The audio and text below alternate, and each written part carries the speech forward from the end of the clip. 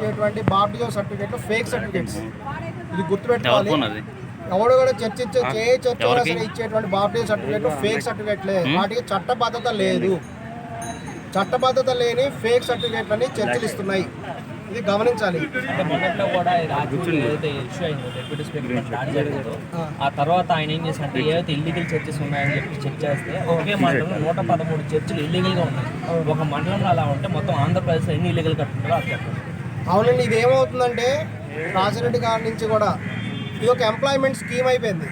ఎవరికైనా సరే ఉద్యోగం లేకపోతే ఒక ఫౌండేషన్ పేరుతో ఒక చర్చ్ పేరుతో రిజిస్ట్రేషన్ చేయండి, ఒక చర్చ్ అని పెట్టేసుకోండి, ఒక హాల్ రెంట్కి తీసుకోవడం, ఒక చర్చ్ అనే పేరుతో పెట్టేసుకోవడము. తద్వారా కూడా వాళ్ళకి కొంత ఫండ్స్ వస్తుంటాయి, ఫారెన్ ఫండ్స్ వస్తుంటాయి.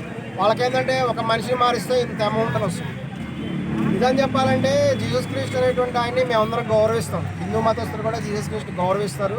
తోటి ముస్లిం మతాన్ని కూడా, తోటి మతాలన్నింటి కూడా గౌరవిస్తాం.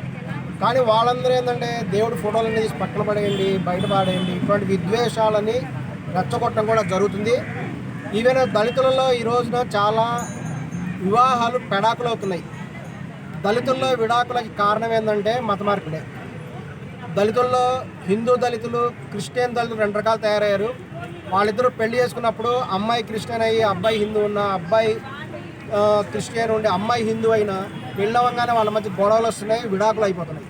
ఈ రోజున దళితుల్లో చాలామంది కూడా విడాకులు అయ్యి కోట్ల చుట్టూ తిరుగుతున్నారు.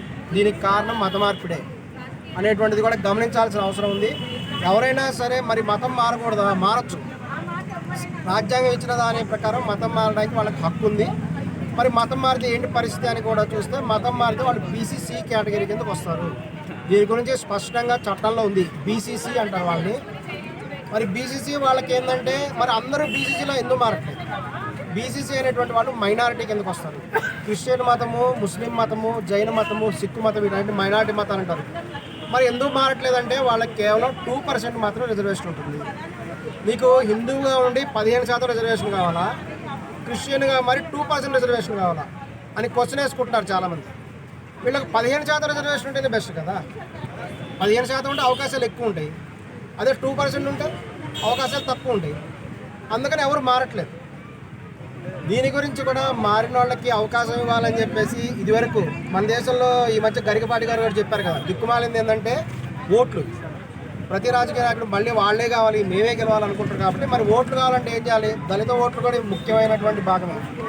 ఒక పార్టీ గెలవాలంటే దళితులు కూడా ఓట్లు వేస్తేనే గెలుస్తారు. కాబట్టి వీళ్ళందరూ కూడా ఇట్లా మతం బీసీసీగా మారిన, క్రిస్టియన్ మతంలో మారిన వాళ్ళకి కూడా రిజర్వేషన్లు అప్లై చేయడానికి చంద్రబాబు నాయుడు గారు లాంటి వాళ్ళు కూడా అసెంబ్లీలో తీర్మానం చేసి పంపించారు.